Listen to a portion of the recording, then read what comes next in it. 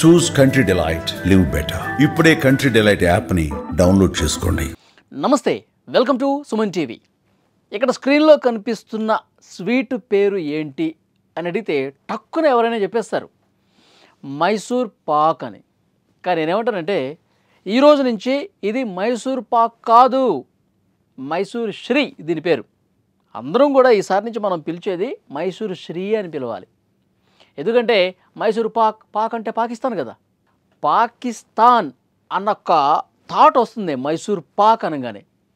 పాకిస్తాన్కి మన భారతదేశ ప్రజలు పాకిస్తాన్ పేరు వింటే అంటే ఒళ్ళంతా కంపనం వచ్చేస్తుంది. ఆ పాకిస్తాన్ అన్న పేరు వినిపిస్తే చాలు ఎక్కడ లేని కోపం వచ్చేస్తుంది. ఎందుకంటే చాలా దారుణం చేసింది కదా పాకిస్తాన్. పెహల్గాం దాడి, 26 మంది అమాయకుల్ని పొట్టన పెట్టుకుని అంత దారుణంగా ఉగ్రవాదుల్ని పెంచి పోషించి మన దేశం మీద దాడులు చేపిస్తుంది కదా పాకిస్తాన్.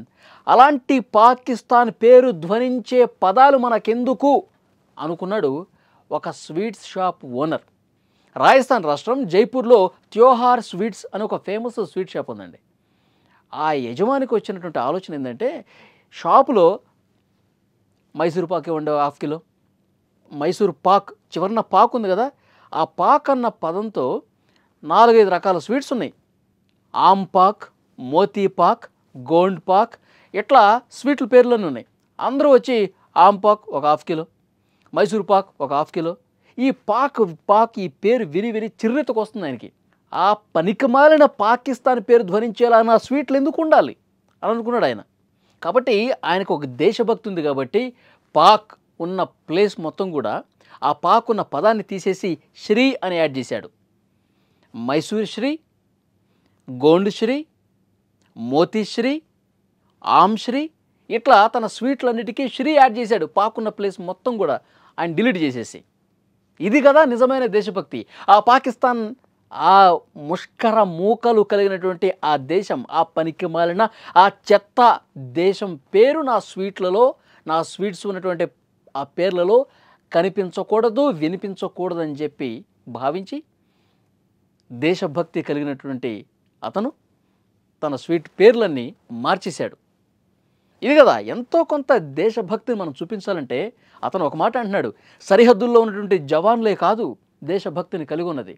దేశభక్తి మనకి ఉంది అని నిరూపించుకోవటానికి ఇలాంటివి కూడా మనం చేయాలి అని నిరూపించాడు.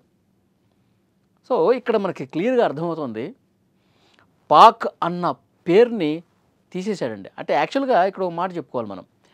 పాక్ అంటే అది పాకిస్తాన్ కాదు. యాక్చువల్గా మనం బెల్లం పాకం, చక్కెర పాకం అనుకుంటాం కదా. సో అందులో నుంచి వచ్చిందే స్వీట్లకి, అందులో నుంచి వచ్చిందే పేరు అది. కాకపోతే ఆ ప్రొనౌన్సియేషన్లో పలికే దాంట్లో ఆ చెత్త దేశం పేరు మనకెందుకు అనుకున్నాడు ఆయన. కాబట్టి ఆ పాక్ని తీసేసి శ్రీ అంటే మనకు తెలుసు శుభానికి సూచకం అది శ్రీ. సో కాబట్టి ఆ స్వీట్లన్నిటికి కూడా లాస్ట్లో శ్రీ యాడ్ చేశాడనమాట.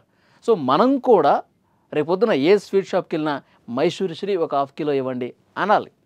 ఆ పాక్ని మనం తీసేద్దాం. మనం ఆ వేస్ట్ పాక్ మనం పలకొద్దు.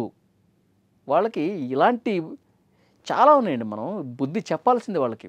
మనం సింధు జలాలు ఆపేసాం వాళ్ళకి, తర్వాత ఆర్థిక మూలాలు కూడా దెబ్బతీసే ప్రయత్నం చేస్తున్నాం. వాళ్ళ పేర్లు ఇక మనం ప్రొనౌన్స్ చేయొద్దు. వాళ్ళకి సరిగ్గా బుద్ధి చెప్పాలంటే ఇలాంటివన్నీ చేసుకుంటూ పోవాలి. ఎవరి స్థాయిలో వాళ్ళు చేసుకుంటూ పోవాలి. నిజంగా ఈ వార్త విన్న తర్వాత నిజంగా ఆ త్యోహార్ స్వీట్స్ యజమాని ఎవరైతే ఉన్నారో ఆయనకి నిజంగా హ్యాట్స్ ఆఫ్ చెప్పాలి. ఫ్రెండ్స్, ఆయన తీసుకున్న నిర్ణయం, ఆయన స్వీట్ షాపులో ఉండే స్వీట్లకు పేర్లు మార్చడాన్ని మీరు ఏ విధంగా చూస్తున్నారు? కామెంట్ రూపంలో తెలియజేయండి. Thank you very much.